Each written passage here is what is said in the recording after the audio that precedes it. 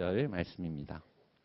신약성경 마태복음 16장 13절로 20절 한 절씩 교독하겠습니다. 제가 한 절, 여러분 한 절 나눠 읽겠습니다. 신약성경 마태복음 16장 13절 제가 먼저 읽겠습니다. 예수께서 빌립보 가이사랴 지방에 이르러 제자들에게 물어 이르시되 사람들이 인자를 누구라 하느냐? 세례 요한, 더러는 엘리야, 어떤 이는 예레미야나 선지자 중에 하나라. 이르시되 너희는 나를 누구라 하느냐? 주는 그리스도시요 살아계신 하나님의. 예수께서 대답하여 이르시되 바요나 시몬아 내가 복이 있도다. 이를 내게 알게 한 이는 혈육이 아니요 하늘에 계신 내 아버지시니라. 너는 베드로라. 내가 이 반석 위에 내 교회를 세우리니 음부의 권세가 이기지.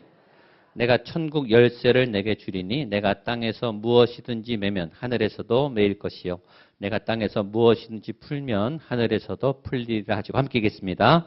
이에 제자들에게 경고하사 자기가 그리스도인 것을 아무에게도 이르지 말라 하시니라. 아멘. 오늘 말씀 전해주실 강사 목사님은 김영준 목사님이십니다.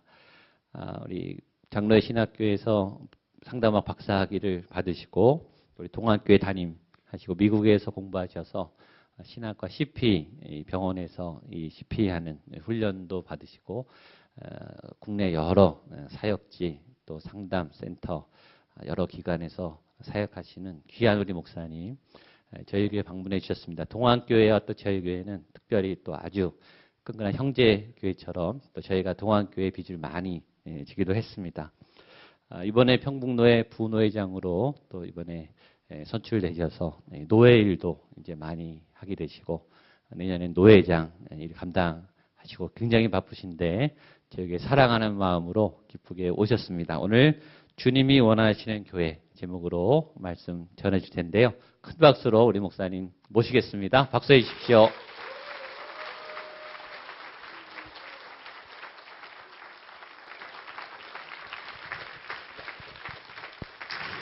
고맙습니다. 우리 장로님들도 오셔서 감사합니다. 목사가 나가서 사고나 치지 않을까 걱정이 되셔서 우리 욕하나 싶어서 우리 장로님들 오셨는데 근데 참 저희 교회 하나님께서 좋은 장로님들 주셔서 참 행복한 목회를 하고 있고 또 지난번 분회장 할 때도 다른 교회에서 표를 찍은 이유가 장로님들 때문에 찍었다는 얘기를 듣고 난 다음에 마음의 부담이 그때부터 굉장히 많았습니다. 그래서 밥을 한번 사긴 사야 되는데 기회가 되지 않아서 계속 기회가 안 오기를 저는 원하고 있습니다만 공지수 목사님이 저에 대해서 굉장히 좋은 말씀을 많이 해주셨는데 중요한 것 하지를 안 하시는데 박사학위 저보다 한 해 선배십니다. 그러니까 자꾸 높여주면 본인이 그 위에 올라가니까 얼마나 높여놨는지 모르겠어요. 근데 아무튼 이분이 선배님입니다. 그리고 제가 와서 목안교회 옛날에 한번 왔었는데 체질도 바뀌고 토양도 바뀌고 또 환경도 많이 바뀌었다는 생각 들고 무엇보다 여러분들이 찬송하는 모습 또 하나님께 사모하는 모습을 보면서 참 하나님께서 교회를 이렇게 아름답게 만들어 가시는구나.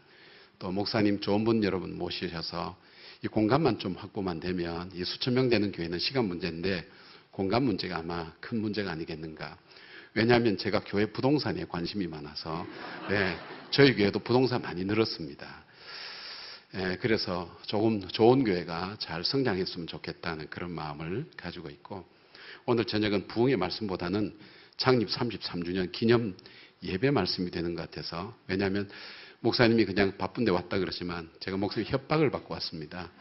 한 두세 번 정도 제가 올 수 있는 형편이 못 돼서 목사님 잘 양해해 주셔서 오셨는데 이제 한 가지 양해는 하나님께서 제게 특별한 은사를 주셨습니다. 근데 이 은사를 받고 보니까 많이 불편해요. 이게 저만 불편하는 게 아니라 여러분들을 불편하게 만드는 그래서 참 괴로운 은사입니다. 그 은사가 뭐냐면 설교를 길게 하는 은사입니다. 그래서 제가 이 은사를 거두어 가달라고 계속 기도하고 있는데 하나님께서 아직도 이 은사를 계속 저에게 적용시키고 계셔서 저도 몹시 괴롭고 저도 길게 하는 것이 제 본의가 아닌 것을 여러분 꼭 기억하셔서 불편하신 분들은 마음으로 이렇게 기도해 주시기 바랍니다. 하나님 저 목사 은사를 빨리 거두어 가주셔서 우리를 하여금 빨리 해방하게 해주십시오. 그렇게 여러분 해주시면 좋을 것 같습니다. 이 현대 건축의 미국 현대 건축의 아버지라고 불리는 프랭클린 로이드 라이트라는 사람이 있습니다. 네, 일본이 영빈관을 하나 짓기 위해서 이분을 초청했습니다. 영빈관이라 그러면 엠페리오 호텔이죠. 외국에 사절단 왔을 때 국빈을 모실 수 있는 호텔을 하나 짓자. 그래서 엠페리오 호텔에 이분을 이분을 초청해서 이 건축을 하도록 그렇게 했었습니다. 이분이 와서 보니까 지으려고 하는 그 땅에 2.4m 밑에 18m 깊은 진흙층이 있어서 좋은 집을 짓기에는 그렇게 좋은 기초가 아니라는 것을 알고, 여기에는 집을 짓기에는 그렇게 좋은 땅은 아닌 것 같다고. 그래서 이제 일본에서 그런 얘기합니다. 그래서 우리가 당신을 초청하지 않았냐고. 그렇게 해서 이제 그때부터 집을 짓기 시작합니다. 근데 이제 이 다른 집을 짓는 것보다 같이 시작한 건물이 있는데, 이 건물은 아직도 땅을 파고 있는 거예요. 다른 데는 벌써 건물이 올라가고 다 완공이 되어 가는데, 여기는 계속해서 땅을 파고 뭔가 계속 뭘 하긴 하는 것 같은데 별 진전이 없는 것 같아요. 다른 데서 하는 것보다 거의 두세 배 정도 기간과 비용이 들여서 이 건물을 결국 완공하게 되었습니다. 그래서 그 당시에는 이 건물은 가장 쓸데없는 돈을 들여서, 쓸데없는 기간을 들여서 지은 볼품없는 집이라고 그렇게 했고, 이 프랭클린이라는 사람의 그 건축 작품에 대해서도 아주 그렇게 좋지 않게 평가를 했습니다. 그리고 꽤 시간이 지나서 1923년도 관동 대지진이 일어날 때 이 일본에 있는 그 동경시내 모든 건물들이 다 무너졌습니다. 근데 그때 무너지지 않았던 건물이 바로 이 엠페리어 호텔, 바로 이 제국 호텔, 이 호텔이었습니다.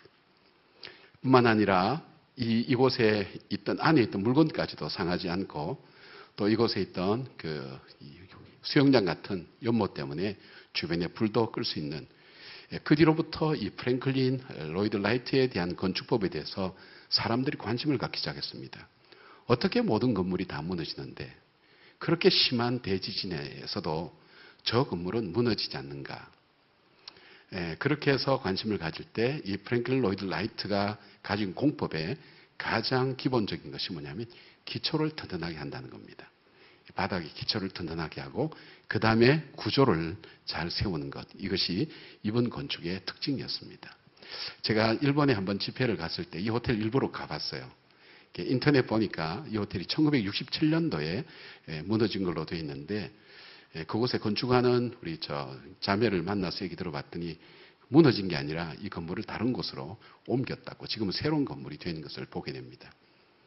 우리가 어려운 일 만나고 힘든 일 만날 때에 거기서 어떤 일들이 일어나는가 보면 그 기초를 보면 알 수가 있습니다. 사실 우리의 신앙도 우리가 힘든 일을 만나거나 또 우리의 소유나 우리의 위치가 바뀌어서 또 높은 자리에 올라가거나 위치가 바뀌면 그 사람이 흔들리면서 바뀌는 경우를 참 많이 봅니다. 교회도 마찬가지입니다. 어려움 만나면 풍지박살나는 교회가 있고, 어려움 만나면 더 든든하게 굳건하게 서 있는 교회가 있는 것을 보게 됩니다. 우리가 IMF 때 그때 몇 달 사이에 수만 명의 가정이 이혼을 하고 깨어진 반면에 더 많은 가정이 오히려 그 IMF 때문에 더 결속이 되었다는 게 뭐냐면, 기초라는 것이 우리에게 참 중요하다는 것을 우리가 볼 수 있습니다.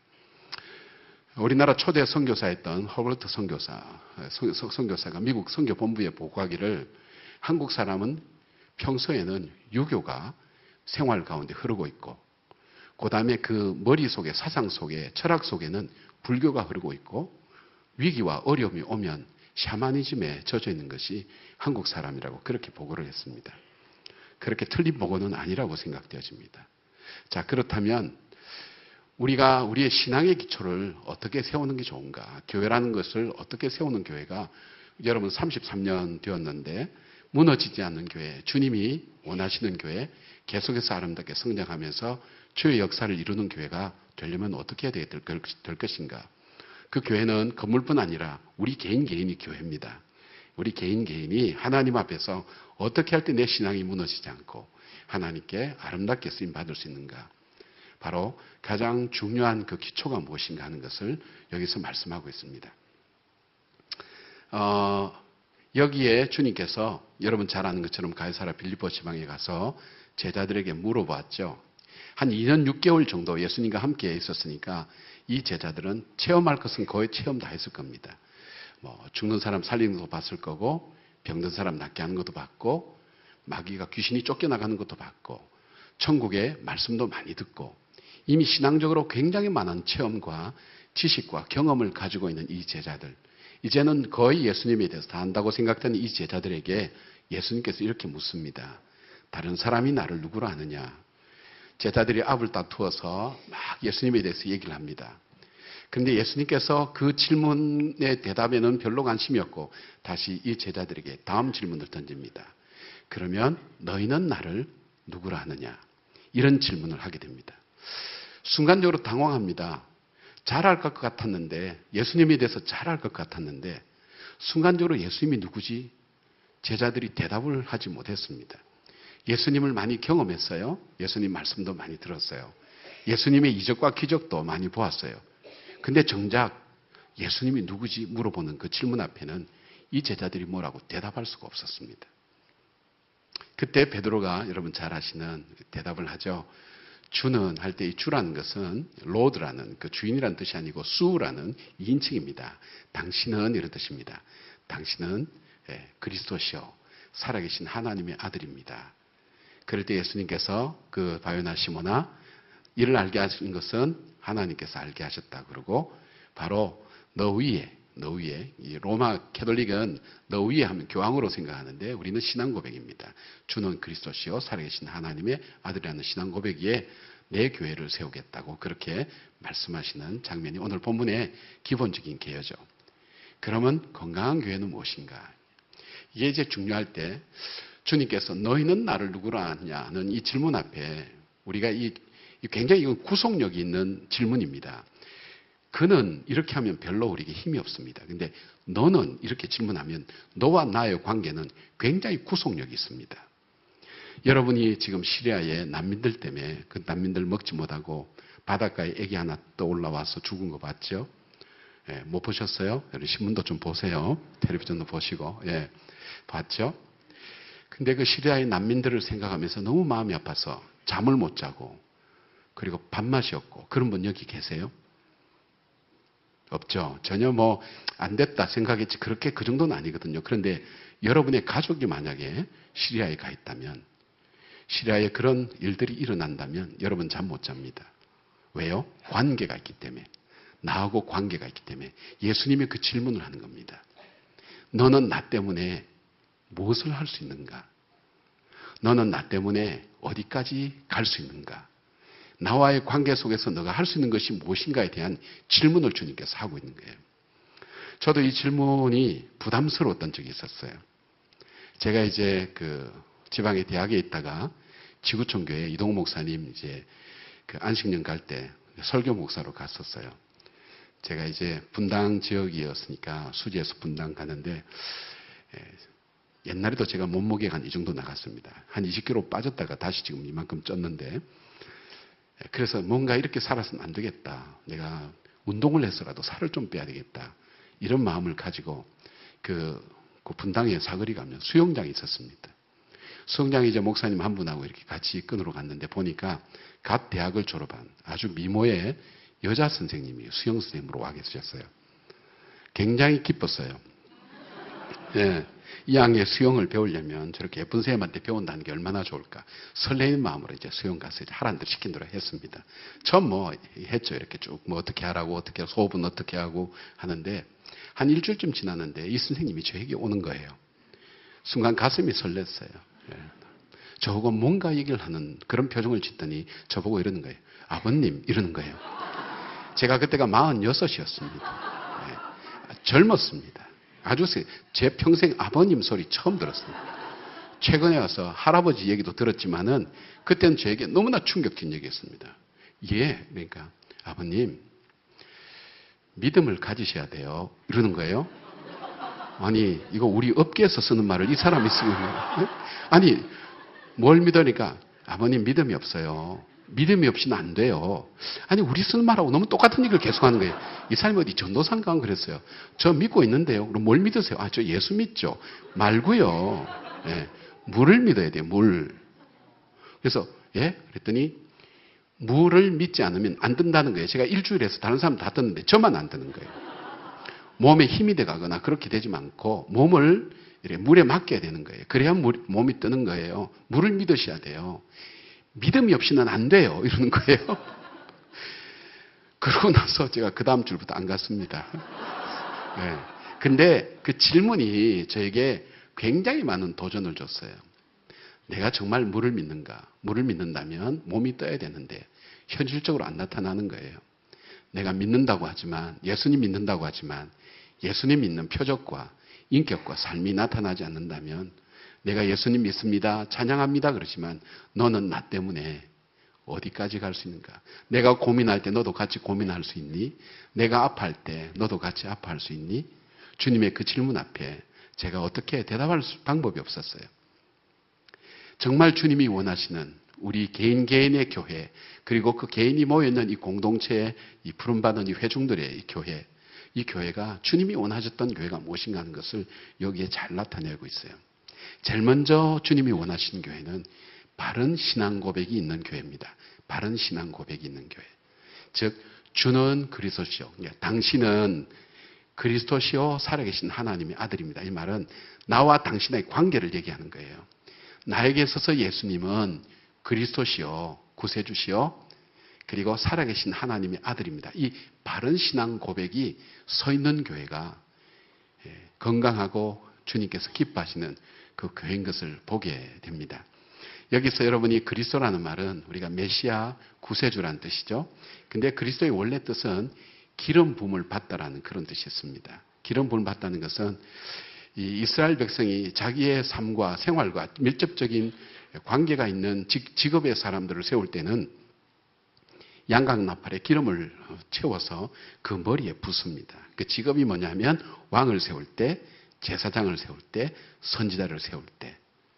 근데 쉽게 말하면 당신은 나의 그리스도입니다라는 말은 당신은 내 삶에 있어서 왕이요, 제사장이요, 선지자입니다. 그리고 살아계신 하나님의 아들입니다. 그 고백이 주님께서 기뻐하신 고백이 바른 고백인 거예요. 자, 그러면 이 고백이 왜 이렇게 힘든 고백이었는가? 이스라엘 백성이 인생을 살아가면서, 삶을 살아가면서 자기들이 늘 외국에 침략을 당한단 말이에요. 그러니까 우리가 왕이 있으면 이런 침략을 당하거나 어려움을 당하지 않을 거다. 그 왕은 우리를 지켜줄 거다. 그런 마음을 가졌어요. 그리고 우리가 정말로 섬기고 우리가 복종할 만한 그런 왕을 우리에게 주셨으면 좋겠고, 또 그 왕은 우리를 지키고 보호하는 왕이 됐으면 좋겠다는 것을 가지고 하나님께 기도했어요. 하나님께서 그 왕을 보내주셨죠. 근데 왕을 세웠는데 이 왕들이 자기들이 원하는 왕은 아니었어요. 그 권력 가지고 자기 마음대로 백성들의 자녀들을 또 재산들을 빼앗아가면서 백성들을 더 핍절하게 만들고 정말 사랑하고 복종할 만한 그런 인격을 가진 왕을 만나지 못한 거예요. 오히려 자기를 보호해달라고 하는 그 왕 때문에 이스라엘 백성은 고통을 당한 거예요. 그래서 하나님 앞에 기도합니다. 하나님, 정말 참된 왕을 보내주세요. 우리가 정말 경배하고 우리가 정말 존중하고 존경하고 우리는 복종하고 그분은 우리를 지킬 수 있는 그런 왕을 보내주세요. 그것이 그들의 한맺힌 기도였습니다. 그리고 또 그들에게 제사장이 있었습니다. 제사장은 백성들이 갖고 오는 양이나 소나 이것을 가지고 대신 잡아서 하나님과 인간 사이에 막힌 담을, 그 죄를 씻어주시고 화목케 하는 그 직책, 주님과 나와 화해할 수 있도록 하는 중간 역할을 하는 분이 제사장이었습니다. 근데 이 제사장이 이 백성들이 가지고 오는 이 재물들을 부정하다고 얘기하고 이 권력 있는 사람, 장사들과 결탁해서 성전에서 파는 그 양과 염소와 그리고 또 헌금을 한다면 돈을 바꾸어서 여기 있는 것이 정결한 것이다 해서 그것 가지고 장사를 해먹는 제사장인데, 우리들의 짐을 가볍게 주는 게 아니라 백성들에게 짐을 더 많이 지워주는 그런 제사장이었어요. 그래서 또 그 백성들이 기도합니다. 하나님, 우리에게 정말 우리의 모든 짐을 대신 떠맡길 수 있는 하나님 앞에 모든 걸 내어놓고 그것을 떠맡길 수 있는 그런 정말 참된 제사장을 보내달라고 그렇게 기도했습니다. 그리고 또 하나 있었습니다. 그거는 선지자였습니다. 선지자라는 것이 미리 무엇을 아는 사람도 있지만 예언자라는 뜻도 있죠. 예자 중에는 맡을 예자, 맡을 예자. 하나님의 말씀을 맡은 사람. 우리가 인생의 갈림길에서 이리 갈까 저리 갈까 어떻게 해야 될까 알지 못할 때 하나님의 진리의 말씀을 우리에게 말씀해 주셔서 우리로 하여금 바른 길을 갈 수 있도록 가르치는 그런 선지자를 보내주세요. 그렇게 했는데 이 선지자가 세워졌는데 이 선지자가 왕하고 결탁하면서 왕이 원하는 대로 그렇게 계시가 내려지고 또 뭡니까? 자기 아는 대로, 지식대로, 자기 판단대로 하면서 하나님 뜻과는 전혀 상관없이 그렇게 알려주고 가르쳐주면서 더 많은 혼란과 어려움 가운데 겪는 경우를 백성들이 경험하면서 다시 기도하기 시작합니다.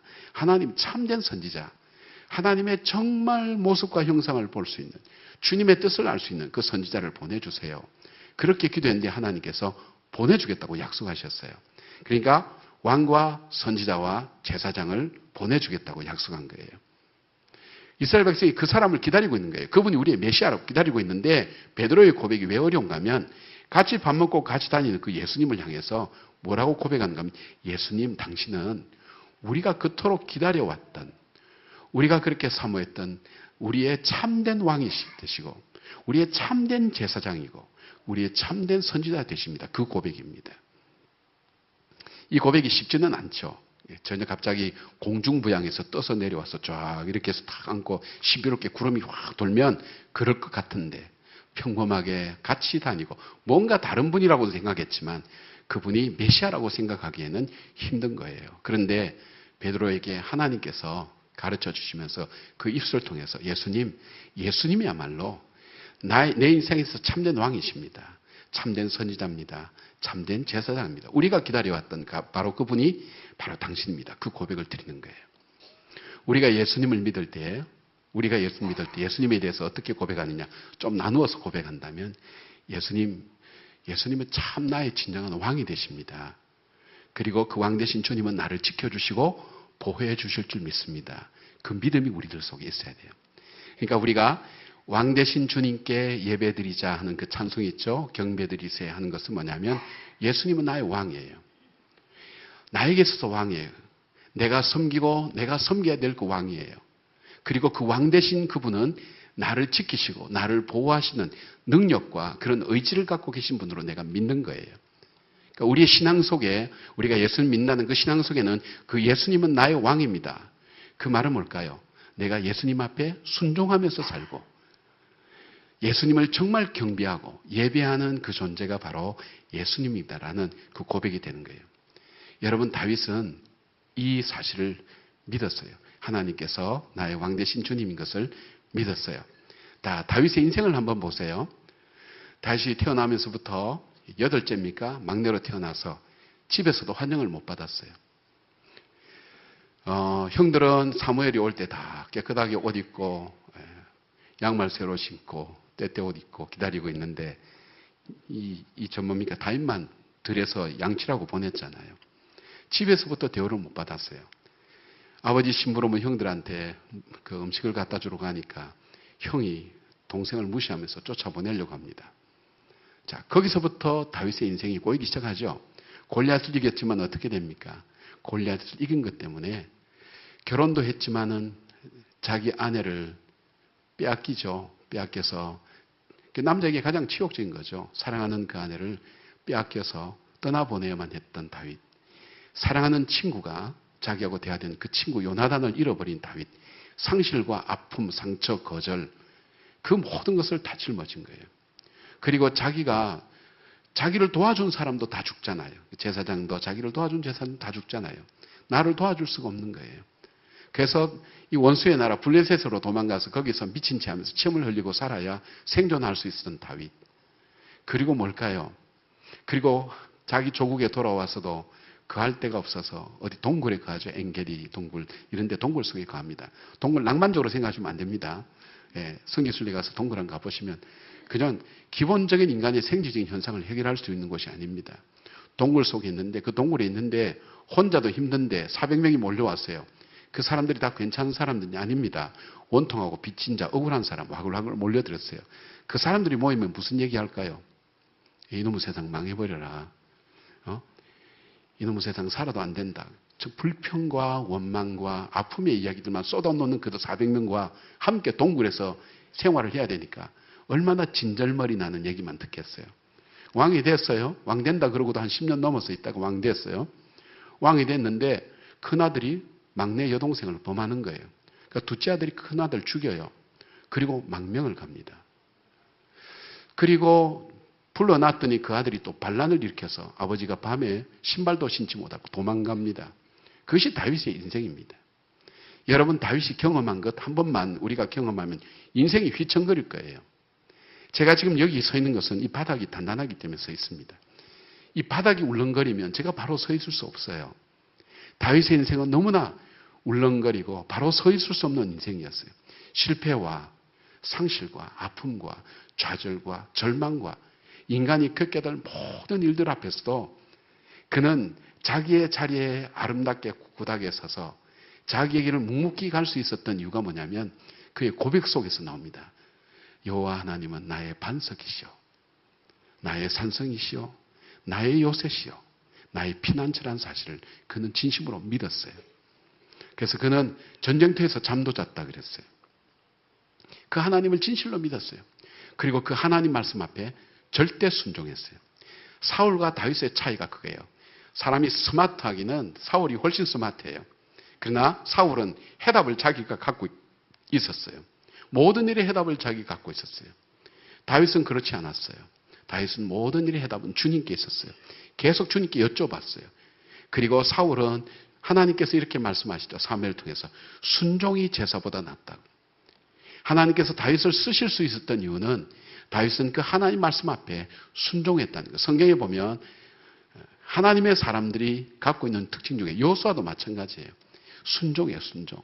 왕 대신 그 주님의 말씀 앞에 순종하는 사람을 하나님 들어서 쓰시는 거예요.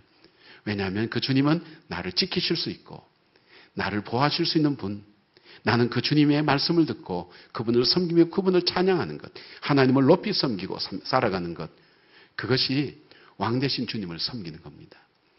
자, 우리에게 제사장 되신 주님 뭘까요? 우리 주님은 대제사장 되신다 그랬죠. 히브리서 보면. 우리의 모든 짐을 지고 십자가에서 돌아가셨어요. 우리 죄가 다 사해졌어요. 우리의 무거운 짐이 십자가 앞에서 다 떨어졌어요.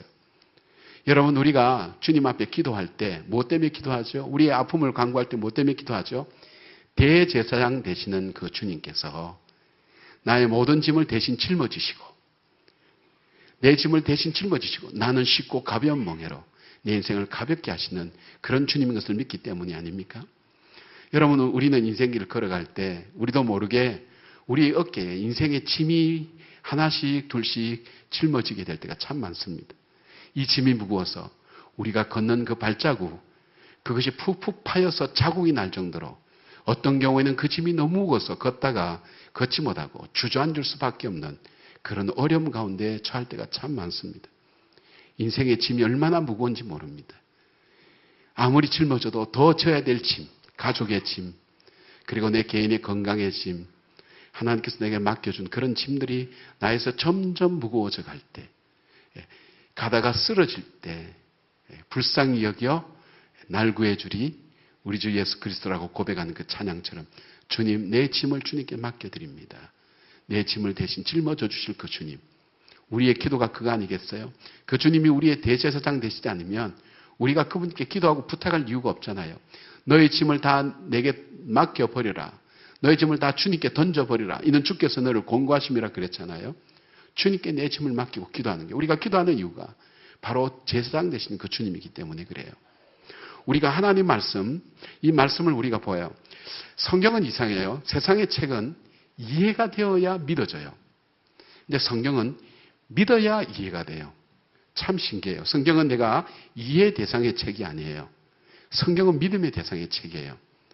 그리고 내가 아무리 생각이 옳고 바르다 할지라도 하나님 말씀이 아니면 아니라고 우리는 받아들이는 게 우리 신앙 고백이에요. 그래서 내 삶을 고치겠다고 변화시키고 이게 안 되니까 금식하고 기도하면서 주님 제가 틀렸습니다. 바르게 살게 해주십시오. 그렇게 해서 기도하지 않습니까? 내 육신을 주기 위해서 금식도 하고 나를 쳐서 복종시키잖아요. 내 모든 지식을 다 잡아서 주의 발 앞에 다 내려놓는다 그랬잖아요. 근데 문제는 내 주장 가지고 내 지식 가지고 내 힘 가지고 예수님의 말씀을 예수님의 그 교훈의 말씀을 바꾸려고 하고 고치려고 하는 그런 인생들이 많아요. 교회 안에. 자기 뜻대로 하나님 뜻으로 생각하고 오해하는 사람들이 많죠.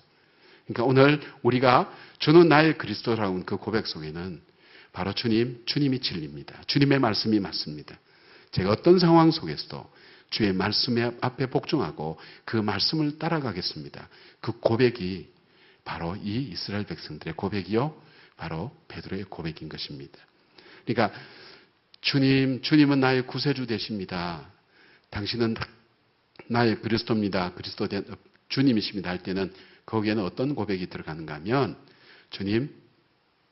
주님은 정말 내가 경배할 만한 분입니다. 내가 주님의 말씀 앞에 순종하겠습니다. 주님 말씀 앞에 제가 따라가겠습니다. 주님 내 모든 무거운 짐 대신 짊어져 주시는 그 주님인 것을 믿습니다. 내 모든 짐 내가 쥐지 않고 주님 앞에 다 내어놓고 주님께 맡기겠습니다. 주님, 제 판단과 제 생각과 제가 연구한 것도 있지만 제가 경험한 것도 있지만 그럼에도 불구하고 하나님 말씀이 아니라면 이 말씀을 진실로 받아들이고 저를 고치겠습니다. 바로 그런 자세가 바른 신앙 고백이 있는 사람의 자세인 것을 보게 됩니다. 여러분, 바로 이 신앙 고백을 드리는 사람은 어떻게 살까요? 정말 주님이 나의 구세주와 주님 되심을 믿는 사람은 어떻게 살까요? 하나님 말씀을 연구합니다.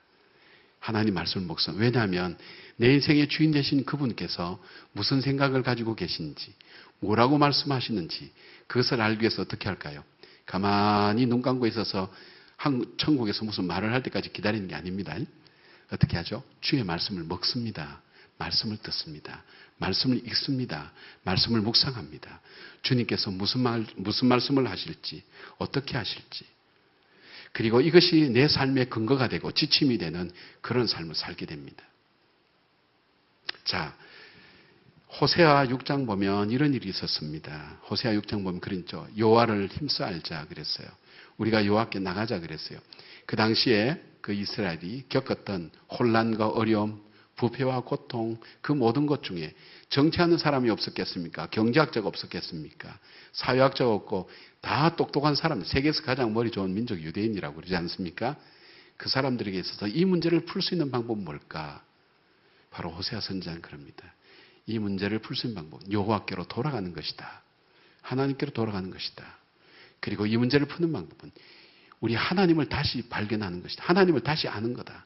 주께서 뭐라고 말씀하시는지 우리가 그 말씀을 듣고 그 말씀 속에서 주님의 지시대로 주님의 말씀대로 우리가 순종하며 살자. 그렇게 그 백성들을 권면하는 것을 봅니다. 바른 신앙 고백이 뭘까요? 주님은 이 고백을 축복하십니다. 이 고백 위에 교회를 세운다고 약속하셨습니다. 우리들의 신앙 고백은 뭘까요? 이 고백에 의해서 내 삶이 움직입니까? 여러분, 예수 그리스도를 나의 구세주와 주님으로 받아들이는 순간 우리에게는 세 가지 변화가 와야 됩니다. 하나는 자아관의 변화가 와요. 자아관. 내가 나를 어떻게 생각하는가에 대한 변화가 와야 돼요. 두 번째는 세계관의 변화가 옵니다. 세계관. 세상을 어떻게 볼 것인가. 세 번째, 가치관의 변화가 와야 됩니다. 이것이 오지 않으면 진실로 예수를 믿는 게 아닙니다. 자아관이라 할 때 뭘까요? 내가 나를 생각하는 거거든요. 나는 잘났어. 나는 많은 것 가지고 있어. 나는 높아. 이렇게 생각할 수도 있죠. 나는 하는 것마다 실패했어. 나는 제대로 되는 게 없어. 나는 사랑도 못 받아. 나는 이 세상에 버려진 존재야. 이렇게 생각할 수도 있어요. 그러나 성경은 우리에게 그렇게 말씀하지 않습니다. 내가 생각했던 나에 대한 이미지를 내려놓고 하나님 말씀이 나에게 말씀하시는 나 자신이 누군지를 보는 거예요. 성경은 우리에게 분명히 얘기합니다. 굉장히 잘났다고 생각하는 우리들에게 너희는 허물과 죄로 죽었다. 그리고 본질상 진노의 자녀라고 그렇게 얘기합니다. 하나님께서 우리를 만드셨기 때문에 인간이 아무리 고상하고 대단하고 굉장한 것 같아도 하나님이 보시는 나의 모습은 넌 이미 허물과 죄로 죽었다. 그리고 본질상 진노의 자녀다. 네가 하는 일은 뭐든지 본능적으로 본질적으로 하나님의 분노를 일으킬 만한 그런 일만 하는 인간이다 이런 뜻이에요. 근데 그런 우리를 예수 그리스도로 말미암아 주의 은혜로 우리를 구속하고 곧 하나님의 자녀 삼으셨다 그랬잖아요. 그러니까 나는 어떤 존재일까요? 내가 그런 존재니까 어떻게 될까요? 겸손한 거예요. 내가 죄인인데, 내가 희망이 없는 죄인인데, 그러나 그 주님께서 그런 나를 사셔서 하나님의 자녀로 삼으셨다. 나를 사기 위해서 예수 그리스도를 십자가에 못 박아서 그 피로 내 죄를 사하시고 나를 살리셨다는 것은 뭘까요? 내 가치가 하나님의 아들보다 더 귀한 존재, 더 존귀한 존재구나. 나는 참 소중한 존재구나. 내가 죄인이면서 의인이며 참 소중한 존재구나. 이 자아관이 딱 들어오는 거예요. 이 자아관이 회복되면 겁나는 게 없어요. 그리고 그러면서 동시에 어떻게 되죠? 겸손하죠. 내가 하나님께 내세울 게 없다고. 그 다음에 세계관은 뭘까요? 세상을 보는 눈이에요. 이 세상은 뭐로 움직이죠? 돈으로 움직이죠. 돈이면 다 돼요. 교회도 뒤에 보면, 분쟁의 뒤에 보면 돈이 있어요. 정치도 뒤에 보면 돈이 있어요. 돈으로 움직이는 것 같아요. 그래서 돈을 벌어야 되겠다. 사람들이 그렇게 하는 거예요. 돈 있는 사람을 존경하고 돈 있는 사람이 잘 사는 것 같아요. 그 다음에 또 힘이 있어야 되겠죠. 권력이 있으면 뭐든지 마음대로 할 수 있는 거예요. 법도 이상하게 바꿀 수 있고 다 할 수 있는 거예요. 해석도 달리할 수 있고. 권력이 대단한 것 같아요. 그러나 우리는 뭘 믿는 거예요? 그러나 돈이 움직이고 힘이 움직이는 것 같지만 그러나 이 역사를 움직이신 분은 하나님이시라는 것을 받아들인 거예요. 그 믿음을 갖기 때문에 우리는 돈 앞에 힘 앞에 절망하거나 좌절하지 않습니다. 그리고 그 하나님 역사를 움직이는 역사의 주인이신 하나님 앞에 우리가 기도하고 하나님께서 이 세상을 움직이는 그 하나님께서 하나님의 섭리와 역사로 이 세상을 움직이기에 우리가 역사를 바꾸겠다고 뒤집고 난리치고 다니는 게 아니라 역사의 주인이신 하나님께 기도하며 왕같은 제사장의 위치에 서서 주님 앞에 이 세상을 바라보며 주께서 우리 역사를 바꾸어 주시고 삶을 바꾸어 주시기를 기도하는 거예요. 가치관이 있죠. 가치관. 무엇이 우선순위냐. 너희는 먼저 그의 나라와 그의 의를 구하라 그랬죠. 이 생활의 우선순위가 바뀌어야 돼요. 이것이 신앙생활에서 나타나는 게 뭘까 하면 돈 쓰는 게 달라져요. 돈 쓰는 게. 그리고요. 우리의 시간 쓰는 게 달라져야 돼요. 그리고 뭐가 달라져야 돼요? 사람과 인간관계가 달라져야 돼요. 그리고 삶을 사는 삶의 태도가 바뀌어져야 돼요. 이 삶으로 이어지는 것이 신앙 고백이에요. 우리가 그냥 머리로만 생각하는 게 신앙 고백이 아니에요. 한국교회 위기가 바로 그거예요. 우리의 신앙이 입술의 고백이 우리의 가슴까지도 손발로 내려가지 않는 거예요. 주님께서 우리에게 말씀하는 거예요. 너희는 나를 누구라 하느냐? 주는 그리스도시요. 주님은 나의 왕이십니다. 나의 선지자십니다. 나의 제사장이십니다. 내 모든 짐을 대신 져주시는, 내 짐을 대신 져주시는 분이십니다. 오늘도 내 인생의 길을 어디로 가야 될지 말씀해 주시는 바로 그 진리의 주님이십니다. 그리고 내가 정말 경배하고 찬양할 그 주님이요. 그 주님의 말씀을 나는 복종하고 섬기며 따라가겠습니다. 그 믿음이 삶 가운데 나타나는 사람, 이 사람이 바른 신앙 고백이에요. 우리 개인도 그렇지만 우리 교회도 그런 동일한 신앙 고백을 가지고 주님께 드려질 때 주님이 귀하게 쓰시고 바르게 보시고 복되게 쓰시는 교회가 되는 것을 보게 됩니다. 그래서 말씀을 공부해야 될까요? 안 해야 될까요? 보셔야 되겠죠?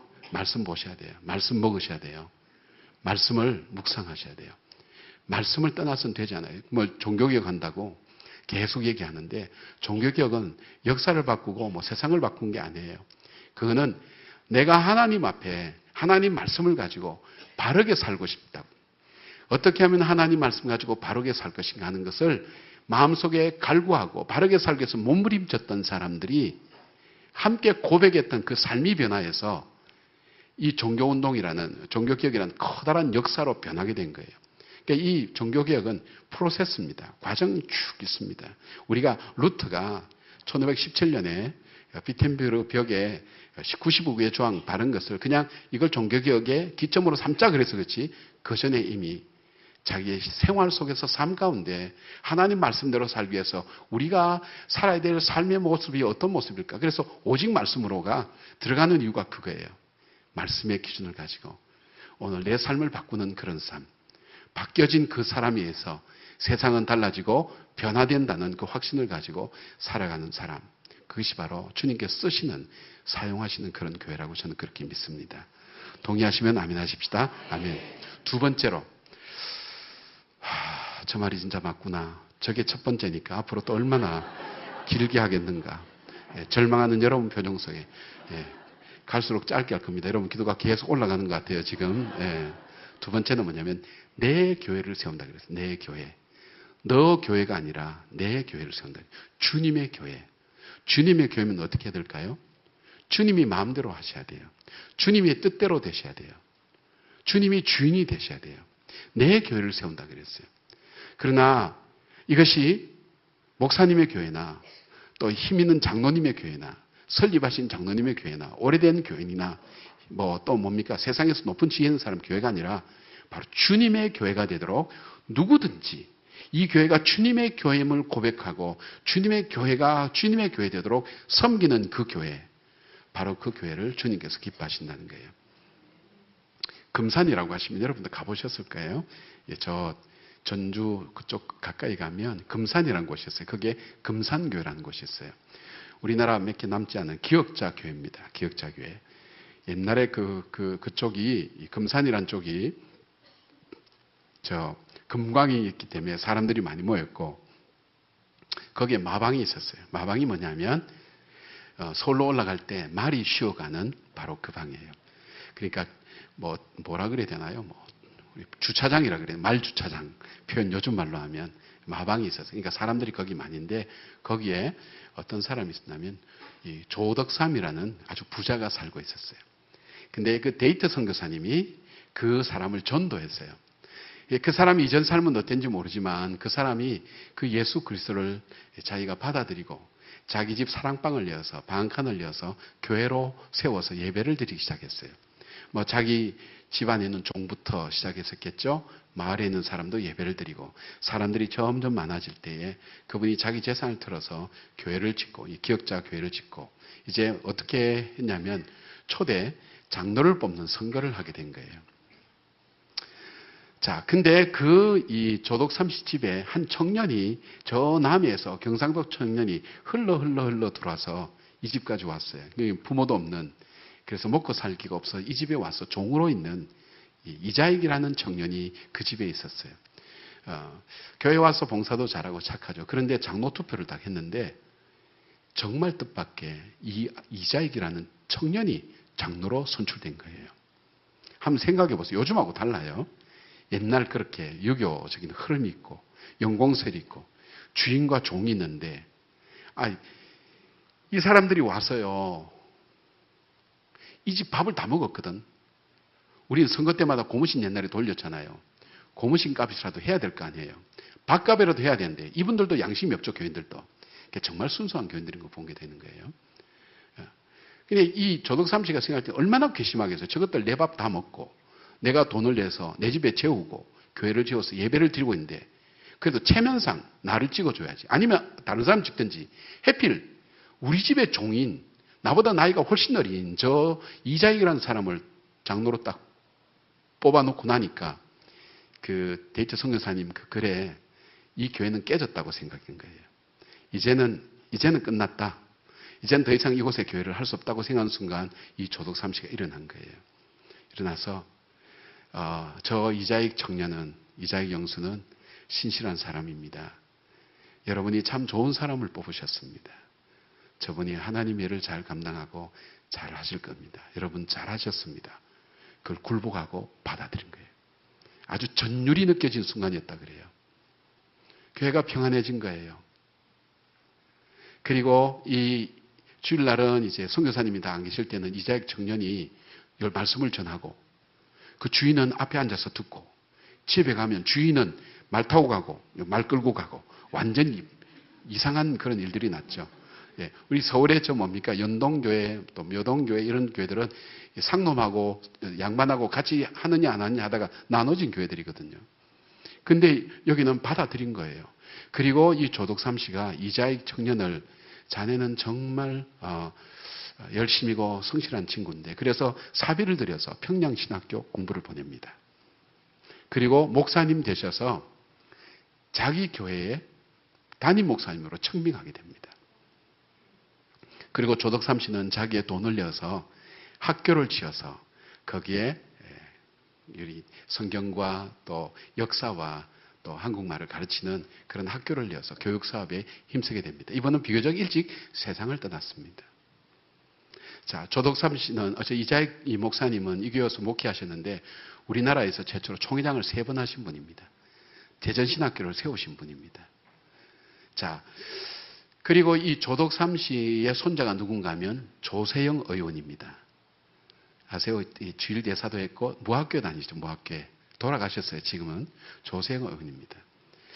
2005년도인가 이 대전신학교에 이자익 기념관 세워졌을 때 두 손자가 만난 거예요.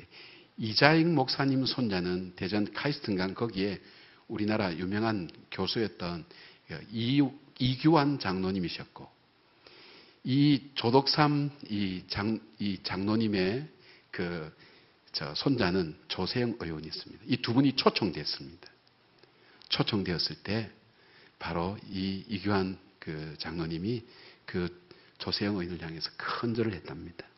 우리 할아버님이 주인을 잘 만나서 우리 집안이 이렇게 달라지게 되었습니다.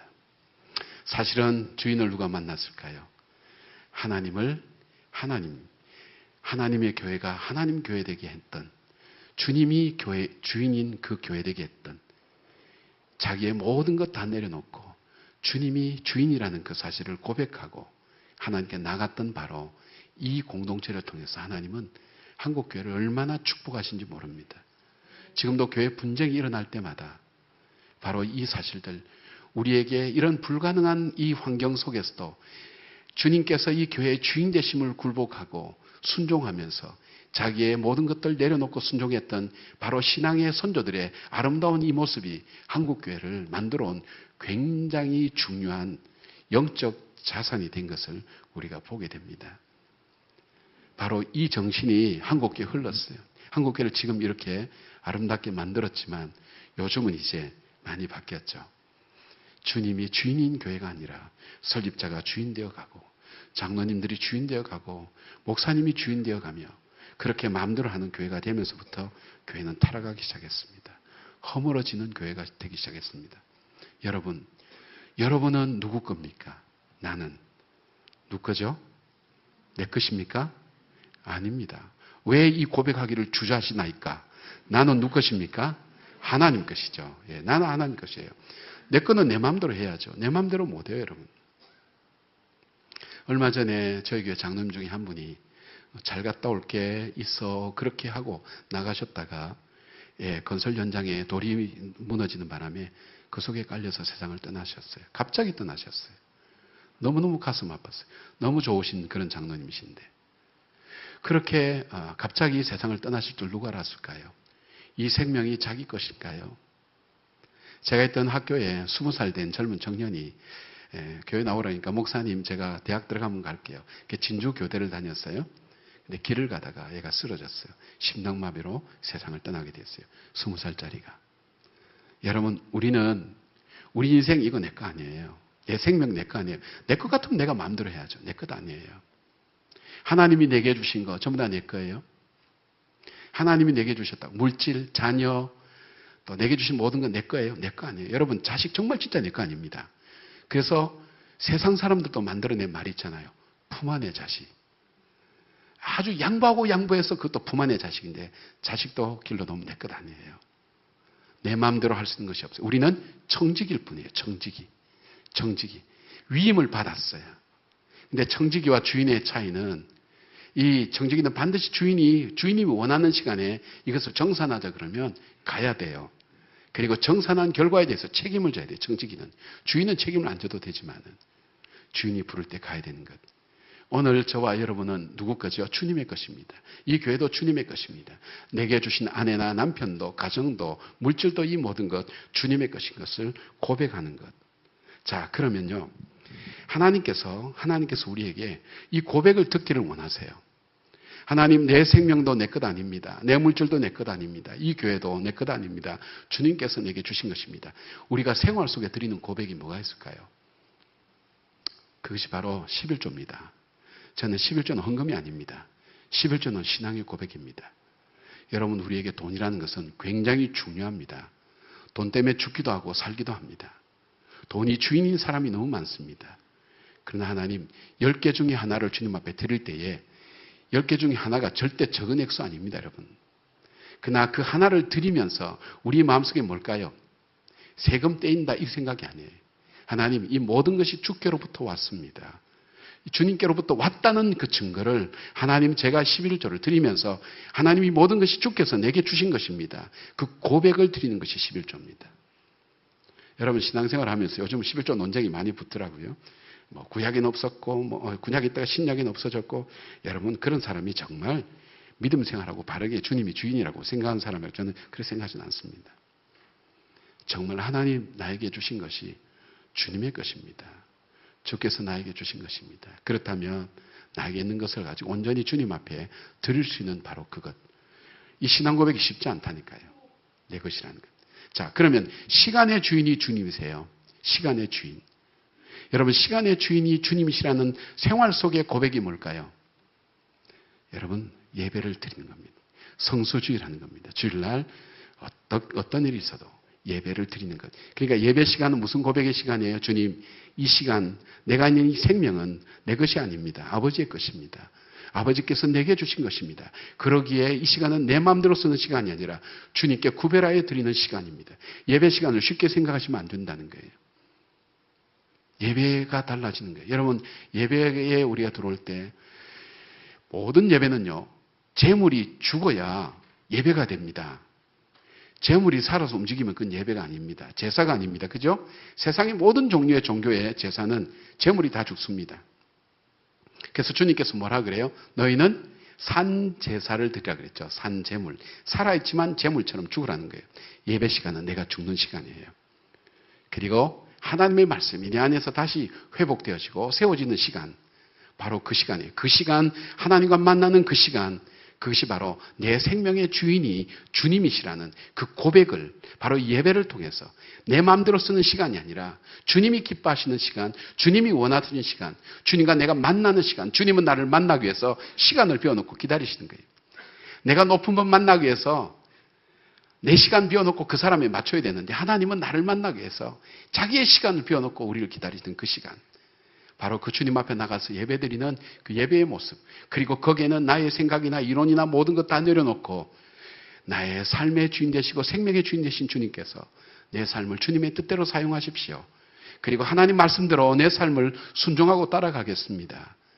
바로 그 고백이 있는 것이 바로 예배라고 그렇게 생각합니다.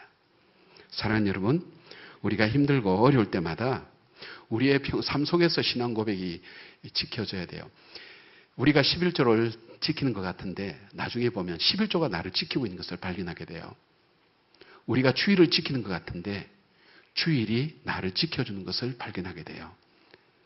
시간으로 인해서 범죄하지 않아요. 물질로 인해서 범죄하지 않아요. 주님 앞에 늘 의식하면서 주님 이것은 주님의 것입니다. 주님 내 인생은 주님의 것입니다.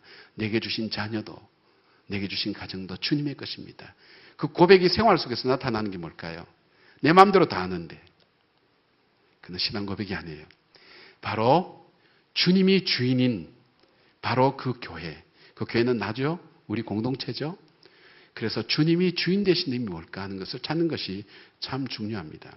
제가 미국에서 목회할 때 제가 30대 중반에 담임이 됐으니까 꽤 일찍 됐죠. 그 이민교회 딱 갔는데 당회하는 첫날 당회원이 6명이죠. 6명인데 첫날 한국에서 교장 선생님 하시다 오신 장로님이 회의하다 말고 팍 집어 던지면서 너희들끼리 다 해먹어 그러고 나가는 거예요. 저는 굉장히 충격받았어요. 보니까 저 당회의 구성원 중에 4명이 친척이에요. 같은 친척. 그러니까 이분이 계속 소외당하고 어려움을 당하는 거예요. 그러니까 이분이 화가 나니까 너희끼리 다 해먹어. 그러니까 저도 굉장히 당황했죠. 뭐 경험도 없는 데다가 이 당회가 이런 분위기구나 하는 걸 뭐 부목사 때 봐왔지만은 그래도 이 정도는 아니었는데 이민교회가 야 정말 무섭긴 무섭구나. 그래서 다음 주일날 장로님들 다 모이시라 그랬어요. 장로님들을 누가 세웠죠? 그랬더니 하나님이 세우셨죠. 그때는 교인들이 세웠다 얘기 안 해요. 우리가 투표해서 뽑혀진 사람인데 이런 게 아니에요. 하나님이 세우셨죠.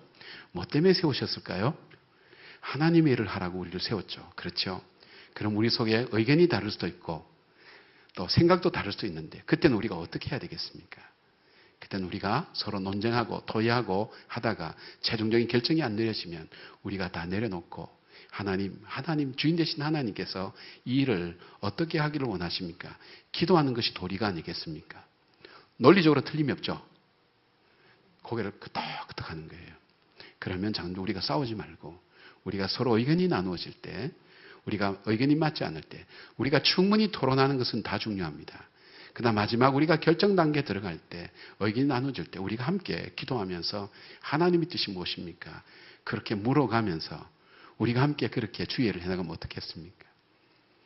여러분, 제가 섬겼던 교회가 불과 50년, 60명 된 교회가 한 2년 만에 한 200명으로 넘어섰습니다. 시카고에서 가장 급성장한 교회로 그렇게 성장할 수 있었던 이유가 뭐냐면 바로 주님이 주인됨을 당회부터 함께 우리가 실천하고 복종하고 섬기는 모습이 보여지기 시작할 때 교인들에게 질서가 잡히기 시작하는 거예요.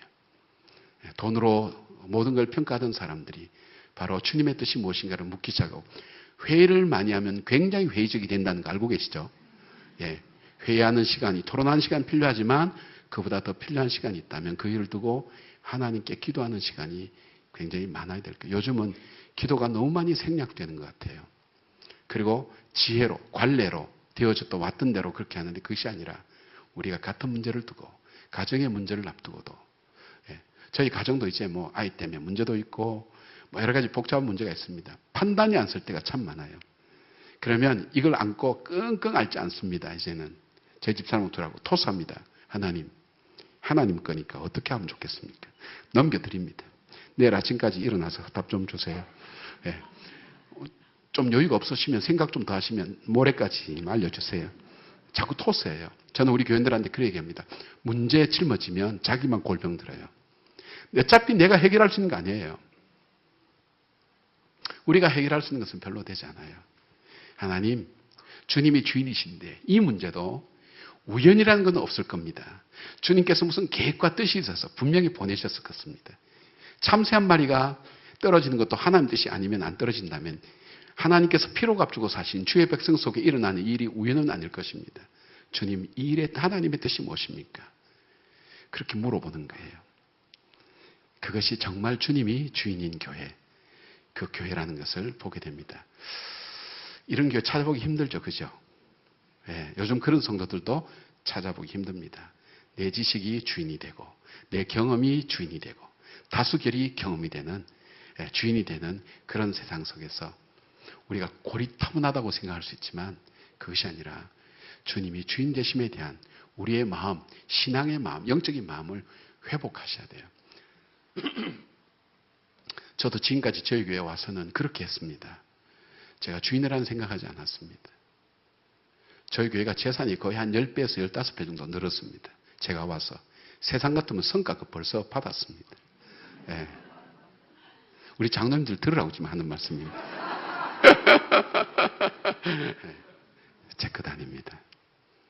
하나님께서 내게 주신 이 기간 동안 하나님께서 얼만큼 아름답게 이루어드리고 하나님께서 기뻐하신 일들, 주님이 주인 되심에 대한 그 부분에 얼만큼 순종하고 섬기느냐, 그것이 바로 우리 장님들과 저의 목표이기도 하고, 우리 당회할 때 보면 토론도 있습니다. 그러나 마지막 순간에는 우리가 하나님 앞에 순종하며 섬겨나가는 모습들 우리가 함께 보게 됩니다. 큰 교회인데 조용하고 어떻게 했으면 기운실에서 우리 교회가 참 좋은 교회 대상 7만 개 가까이 되는 교회 중에 정말 모범이 된 교회라고 상을 주셨겠습니까? 있을 수 없죠. 예, 있을 수 없어요. 하나님께서 주인 되심을 믿는 그 믿음의 부요함이 우리 속에 나타날 때 그 가정과 교회가 평안해지고 아름답게 되는 것을 보게 됩니다. 내 교회를 세우리니, 주님의 교회라는 것, 나도 주님의 교회요, 내 자녀도 주님의 교회라는 것 기억하시면서 주인 되신 주님께 자주 여쭤보고 또 문제도 토스해드리고, 그리고 어떻게 해야 될지 하나님께 그 신앙 고백을, 주인 되심에 대한 신앙 고백을 삶 가운데 드릴 수 있는 그런 여러분 되기를 바랍니다. 한 가지 더 남았습니다. 뭐냐면 보통 다른 교회에서 이렇게 하면 더 해주세요 이러는데 이 교회는 이렇게 비명을 지르니까 제가 당황스러워요. 지금 어떻게 해야 될지. 저는 오늘 저녁 예배라 그러지 않고 부흥회라 그래서 부흥회는 보통 각오하고 오잖아요. 1시간은 좋게 하겠지. 뭐 이런 각오를 보통 하잖아요. 그죠? 여러분 부흥회는 그렇게 안 하는 모이죠. 부흥회도 일상 예배처럼, 일상 예배도 부흥회처럼. 아까 하신 거 그런 것 같았어요. 그러면 보통 예배가 1시간, 2시간 가까이 될 것 같아요. 예. 아무튼 마지막 세 번째는 하나님 기뻐하신 교회, 하나님이 우리에게 기대하신 교회는 바로 영혼 구원에 초점 맞추는 교회입니다. 영혼 구원에. 극단적으로 얘기해서 교회가 전도하지 않는 교회는 교회가 아닙니다. 극단적으로. 예. 그냥 우리 공동체가 모여서 화목하게 서로 도와주고 위로하고 아닙니다. 극단적으로는 영혼 구원에 초점과 관심을 맞추지 않으면 그것은 교회의 본질이 아닙니다. 저는 지금까지 그 생각을 했어요. 건강한 교회가 되면 성장은 저절로 이루어진다고 그렇게 믿었어요. 그렇게 해서 교회가 아름답게 조금씩 성장했어요. 그래서 제가 그게 진짜인 줄 알았어요. 최근 2년 정도 되면서 교회가 정체가 되기 시작한 거예요. 교회가 건물도 잘 짓고 교육관도 잘 짓고 굉장히 달라졌는데도 교인이 안 늘어요. 정체가 됐어요. 제가 회개했어요. 하나님, 이 복음을 전하자면 저희들이 큰 교회니까 잘못 전하면 작은 교회들이 피해를 입을까 봐 조심하면서 했는데 이건 아니다. 복음을 어쨌든 전해야 된다. 전도는 담임 목사가 하는 게 아니라 우리 교인들이 하셔야 돼요. 복음을 전하는 그 훈련, 또 복음을 전하는 내가 이 영혼들을 하나님께 올려드려야 된다는 그 마음을 교인들이 갖게 하는 것이 그것이 하나님께서 원하신 거였구나 하는 것을 가지고 우리는 전도대회 지금 하고 있습니다. 남들 다 했는데 이제 저는 그 고집 가지고 있어요. 교회가 건강하면 저절로 성장한다. 그렇잖아요. 건강하게 자라면 성장하는데 근데 하나님은 우리에게 원하신 것이 있었어요.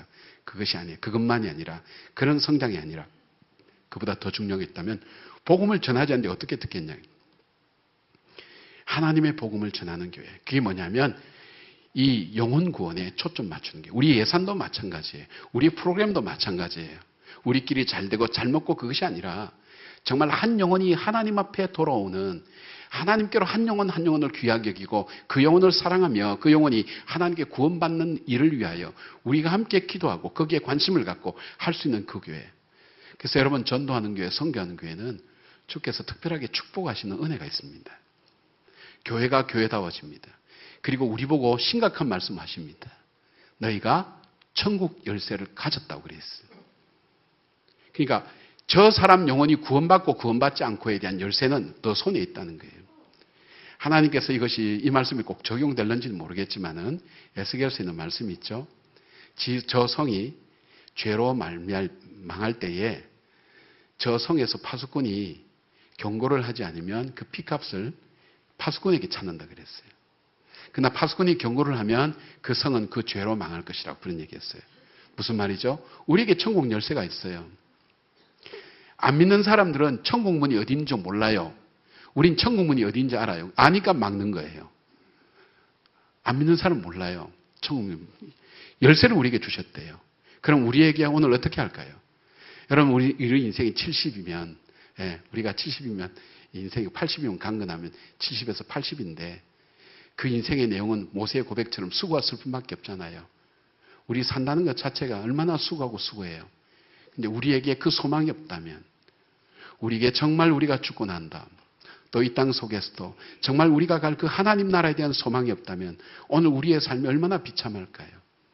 요즘 사회학자들이나 또 신학을 하는 어떤 분들은 그 하나님 나라는 이 땅에 이루어져야 된다 그러지만 이 땅에 이루어지는 하나님 나라도 있지만 그러나 우리가 죽고 나면 완성될 그 하나님의 나라 그 나라를 바라보고 그 천국에 하나님 이 백성들을 구원하며 거기에 영혼 구원에 초점 맞출 수 있다는 것. 바로 그 교회를 하나님이 사용하시는 것을 보게 됩니다. 세상에서 가장 불쌍한 사람이 어떤 사람인가 하면 깨달았어요. 근데 그 깨달음을 적용할 만한 기회를 갖지 못한 사람만큼 불쌍한 사람이 없어요. 저는 직업상 인생의 마지막을 보낸 사람을 자주 만날 기회가 있습니다. 잘 믿었다고 생각했던 그 사람이 뜻밖의 말을 합니다. 목사님, 저는 어디로 가죠? 저는 죽으면 어디로 가죠? 여러분 이 질문 앞에 어떻게 됩니까? 다시 복음의 가장 기초적인 것을 다시 시작합니다.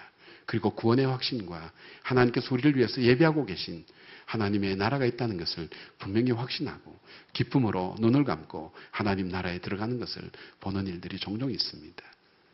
오늘 이 세상이 전부인 줄 알고 살아가는 그들에게 우리가 천국의 소망을 가진 우리, 그 열쇠를 가진 우리가 해야 될 일이 있다면 그 영혼을 하나님께 올려드리는, 그 영혼을 구원하는 일에 초점 맞춰서 살아가는 그 삶이 아니겠습니까?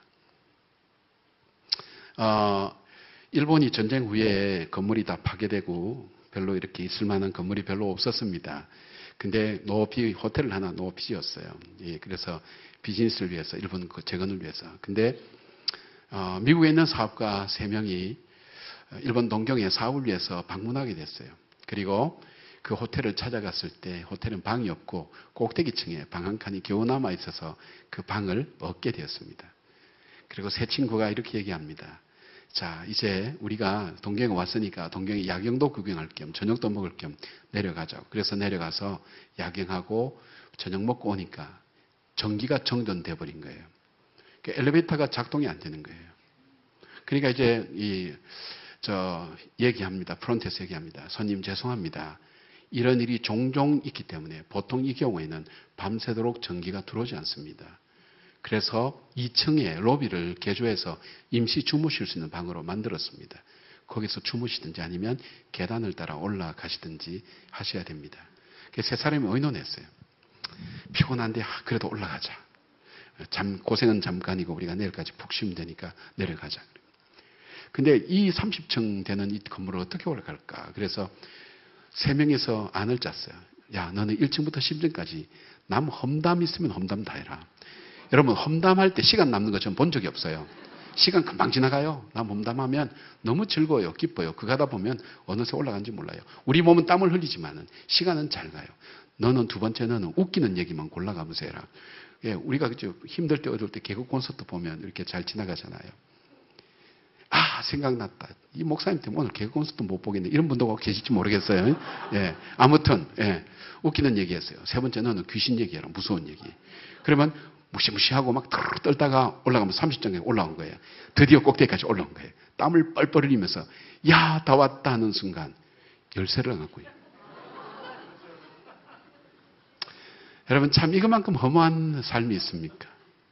우리가 잘 산다고 했는데, 열심히 산다고 했는데, 마지막 가서 볼 때 정작 내가 어디로 가야 될지 무엇을 해야 될지 알지 못하고 인생에 눈을 감는다면 얼마나 우리가 안타까운 인생입니까? 우리 이미 주님께로부터 그 구원함을 받았습니다. 그리고 천국을 소망을 가졌습니다. 그리고 주님 우리에게 이 소망을 우리에게 주셨습니다. 우리 영혼을 사랑하셔서 우리를 구원해 주셨습니다. 누군가가 주님의 이 말씀에 순종해서 영혼 구원에 초점 맞추는 삶을 살았기에 선교사로도 와서 자기 인생을 여기에 다 바친 사람이 있습니다. 지난번에 개봉된 서서핑이라는 영화 여러분 보셨을 줄 압니다. 32살의 나이에 와서 그리고 그가 16명의 고아들을 양자로 삼고 그리고 여성들의 이름을 지어주고 그리고 그가 정말 한국 사람처럼 가난한 한센병 환자까지 함께 돌보다가 그가 얼마입니까? 한 30년, 22년 살겠습니까? 하다가 그가 세상을 떠났을 때는 영양실조였습니다. 그리고 그에게 남은 것은 담요 반장, 그리고 옥수수 반홉, 돈 7점밖에 없었다고 그랬습니다. 그의 장례 속에 수많은 이 광주와 그쪽 사람들이 함께 참여하면서 거지들과 그리고 한센병 환자들이 따라오면서 우리 어머니 하면서 울었다고. 동아일보나 그때 신문에 보도하고 있습니다. 뭐 때문에 그분이 여기 왔을까요? 뭐 때문에 한센병 환자를 같이 그와 동거했을까요? 뭐 때문에 그가 고아들을 양자로 삼아서 그렇게 길렀을까요? 그분들 중에 여러분이 잘 아시는 맹용길 목사님과 정장복 목사님도 그분 통해서 길러진 분들입니다. 그분들은 이제 여러분이 아시니까 기억이 생생하죠. 무엇 때문에 이 나라 와서 그랬을까요? 우리 조선의 영혼들을 불쌍히 봤던 것. 우리가 선교사를 왜 파송할까요? 그분들의 영혼을 우리가 초점 맞추고 보기 때문에 비용을 쓰게 되고 함께 정성을 기울이게 되고 기도하게 된 것을 보게 됩니다. 주님이 기뻐하신 교회. 영혼 구원에 초점 맞추는 교회입니다. 그래서 여러분 금년 한 해가 가기 전에 여러분 정말 한 영혼을 두고 기도하면서 하나님 이 영혼이 저로 인하여 하나님 앞에 돌아올 수 있도록 하나님 함께 하십시오. 저의 관심이 어디 있든 간에 내가 무슨 일을 하든 간에 주께서 그 영혼을 하나님께로 인도하는 그 일을 하나님 저에게 맡겨주시고 그런 삶을 살게 해주십시오. 여러분 그런 마음이 있을 때에 이 마음은 사람을 귀하게 여기는 마음이 되죠. 전도하기 위해서는 자기 삶을 잘 살펴야 되죠. 그러니까 어떻게 될까요? 인격이 성숙하게 되면서 자기 영혼을 사랑하는 그 사람을 사랑하는 따뜻한 마음이 증거되고 나누어지기 시작하면서 공동체가 변하고 삶이 변하게 되는 것을 보게 됩니다. 믿지 않는 영혼을 귀하게 여기는데 그 사명을 함께 받은 교회 공동체가 얼마나 따뜻하고 서로 위로하는 그런 공동체가 되겠습니까? 주님께로부터 이 귀한 사명 받았습니다. 그런데 이 사명을 우리가 쓰지 않으면 어떤 일들이 일어나는가? 자, 여러분 이스라엘 백성들이 출애굽할 때 그들이 시내산에 가서 모세가 율법을 받으러 올라갔을 때 그들이 우상을 만들었죠. 네. 신문 안 보시나요? 네. 송아지 우상 만들었죠. 그죠? 우상을 뭐로 만들었죠? 금으로 만들었죠. 그 금이 어디서 났을까요? 자기가 살던 애굽 사람 집에서 훔쳐왔을까요? 그러니까 여러분 성경은 정품을 보셔야 이게 나옵니다. 성경을 어디 야매로 사면 이런 내용 빠져 있을 수가 있어요. 예, 성경에 보면 이렇게 돼 있죠. 저들이 애굽 사람의 은혜를 입어 그래 돼 있어요. 하나님께서 주신 거예요. 노예는 이 금이나 이 장식구를 가질 수가 없어요. 당신들은 더 이상 노예가 아닙니다. 수고했습니다. 하나님께서 은혜를 입어서 그들이 금을 줬어요. 하나님이 주신 금이에요. 하나님께 선물로 받은 금이에요. 그런데 이 금을 가지고 이 사람들은 어떻게 했어요? 금송아지를 만드는 데 사용했어요. 아이러니하죠? 자, 그날 아침 그들이 죄짓기 위해서 춤추기 위해서 아침을 먹고 나왔어요. 그 아침 뭐 먹었을까요? 아침 식단이 뭘까요? 만나와 메추라기죠. 누가 주셨을까요? 하나님이 주셨죠. 신기하잖아요. 하나님이 주신 그 만나와 메추라기 먹고 죄 짓는 데 쓰는 거예요. 힘을 내어가지고 힘써 죄를 짓는 거예요. 자, 그 다음에 또 있어요. 자, 그들이 죄 질 때 낮에는 태양이 뜨거워서 죄도 짓지 못해요. 근데 구름기둥으로 가려줬어. 밤에는 춥고 어두워서 몰라. 그런데 불기둥으로 밝혀줬어요. 주님이 주신 불기둥과 구름기둥 사이에서 그들이 뭐 했어요? 죄를 지었어요. 시원하니까, 따뜻하니까, 밝으니까. 참 아이러니해요, 여러분. 하나님께서 은혜를 주시지 아니하면 우리는 죄질 만한 능력도 우리에게는 없습니다. 여러분, 하나님께서 내게 참 많은 걸 부어주셨다는 것 때문에 죄를 짓는 경우를 많이 봅니다. 돈 있는 분은 돈 때문에, 지식 있는 사람은 지식 때문에, 경험 있는 사람은 경험 때문에 어떨 때 나에게 주어진 이것을 주님이 기뻐하시는 것으로 온전히 드려지지 못할 때에 그것을 가지고 하나님께 영광 돌리는 삶이 아니라 그것 때문에 오히려 하나님을 대적하고 하나님께 죄를 짓는 도구가 될 수 있다는 거예요. 병석에 누워서 식물인간이 바람 피웠다는 얘기 들어보셨습니까? 땡전 한 푼 없는 그분들이 뭐 돈 가지고 어떻게 했다는 얘기 들었습니까? 우리가 있기 때문에 범죄하는 겁니다. 어떨 때 주님 앞에 드려지지 않을 때 하나님께서 우리에게 이미 선물로 주셨습니다. 생명도, 우리의 가족들도, 교회도, 공동체도. 근데 주님께서 기뻐하시는 곳에 우리의 삶을 드리지 않는다면 우리는 나도 원치 아니하게 하나님 주신 그 귀한 자유의 상징인 귀한 보석인 법궤를 만들 수 있는 그 금을 가지고 금송아지를 만들고 우상을 만들 수 있다는 것. 주님 우리에게 주의 일 열심히 하라고 주님이 주신 그 길 열심히 가라고 만나와 메추락을 주셨는데 그거 먹고 죄를 지을 수가 있다는 거예요. 주님이 지금도 함께 하시고 인도하신 그 보호하심 속에서 우리는 죄를 지을 수밖에 없는 존재라는 것입니다. 하나님께 드려짐이 참 중요합니다. 정리하겠습니다. 주님께서 우리에게 기뻐하시는 교회는 어떤 교회일까? 기뻐하는 인생은 뭘까? 기초가 중요하다 그랬죠. 그분이 힘들고 어려울 때. 이번에 임직식 하는데 임직식 끝나고 교회 옮기신 분 혹시 없는지 모르겠어요. 제가 투표 끝나고. 굉장히 현실적으로 굉장히 힘든 거 알고 있어요. 굉장히 부끄럽기도 하고 알고 있어요. 그럼에도 불구하고 그 흔들림 속에, 어려움 속에서도 하나님의 하나님 되심을 지키는 믿음의 사람들, 어쩌면 임직된 분보다도 임직받지 못한 분들이 서 있는 그 자리가 훨씬 더 하나님 보시기에 아름다울 수도 있습니다. 그것을 귀하게 여기고 임직된 분들은 존경하고 사랑하고 그분들이 아름다운 주의 일을 감당하도록 우리가 돕는다면, 거기에 되지 않는 분들을 그 믿음의 자리에 서서 서 있는 그 모습을 격려하고 축복할 수 있는 그런 공동체가 될 수 있다면 하나님께서 어떻게 이 목양교회를 축복하지 아니하시겠어요? 하나님의 주인 되시는 그 주인, 나를 사랑하는 자가 나의 사랑을 입는다 그랬는데, 그 주님의 사랑을 입고 섬겨나갈 때 33주년 그것이 아니라 앞으로 더해갈수록 우리 귀한 우리 공진수 목사님 우리 교회 보내주셨는데, 목사님 통해서 귀한 말씀도 받고 문화도 많이 바뀐 것 같아요. 달라진 것 같아요. 여러분의 신앙의 초점도 많이 달라진 것 같아요. 하나님께서 더 많은 축복으로 살아가는 목양들을 통해서 하나님이 기뻐하시는 교회, 이 시대에 시대를 살리는 복된 교회로 쓰여지는 우리 목양교회와 여러분들 되시기를 주님 이름으로 축원합니다. 아멘. 예, 우리 함께 기도하겠습니다. 피곤하시고 힘들지만 하나님 말씀 우리 함께 나누었습니다. 사랑하는 여러분, 주님께서 주신 말씀, 주님께서 오늘 여러분에게 묻습니다. 사랑하는 아들아, 딸아, 사랑하는 아들아, 딸아, 너는 나를 누구라 하니? 너는 나를 누구라 하니? 주님 그렇게 질문하실 때 어떻게 대답하시겠습니까? 하나님, 나는 예수 믿은 지 오래되고 직분도 괜찮고 그런데 왜 그런 거 물어보십니까? 아니, 사랑하는 아들아, 딸아, 너는 나를 누구라 하니? 너는 나 때문에 어디까지 할 수 있니? 나 때문에 어디까지 참을 수 있니? 나 때문에 어디까지 갈 수 있니? 너와 나의 관계는 어떤 관계니? 주님 물어보실 때 오늘 드린 말씀을 한번 조용히 묵상해 보십시오. 주님, 너는 나를 누구라 하냐 할 때 우리가 뭐라고 고백합니까? 주님, 이제는 입술의 고백이 아니라 삶의 고백으로 주님 앞에 나가겠습니다. 주님, 맞습니다. 주님께서 모든 것 주셨습니다. 주님께서 허락해 주셨습니다.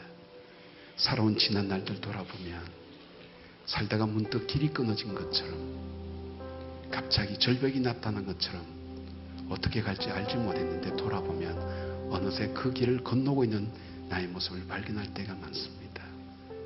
우리 하나님의 은혜입니다. 주님, 맞습니다. 주님은 나를 자녀라고 여기시고 세상이 주지 못하는 그 사랑과 은혜를 베풀어 주셨는데, 하나님, 저는 하나님 앞에 입술의 고백에만 그치고 삶을 통해 고백을 드리지 못했습니다. 주님, 맞습니다. 주님은 나의 왕입니다. 주님은 나의 제사장입니다. 주님은 나의 선지자입니다. 나는 주님의 것입니다. 내 가정도, 내 회사도, 내 건강도, 내가 가진 모든 것 주님의 것입니다. 우리는 청직입니다. 주님 기뻐하신 대로, 주님이 원하신 대로 쓰겠습니다. 내 삶을 올려드리겠습니다. 그리고 영혼에 초점 맞추는 그런 삶으로 내 인생을 아름답게 살리겠습니다. 주님, 나를 붙들어 주시길 원합니다. 어쩌면 조용하게, 그러나 가장 정직한 언어로 우리 주님 앞에 그 고백의 기도를 드려보지 않겠습니까? 이 시간 우리가 함께 그런 고백의 기도를 담아서 주님 앞에 올려드리겠습니다.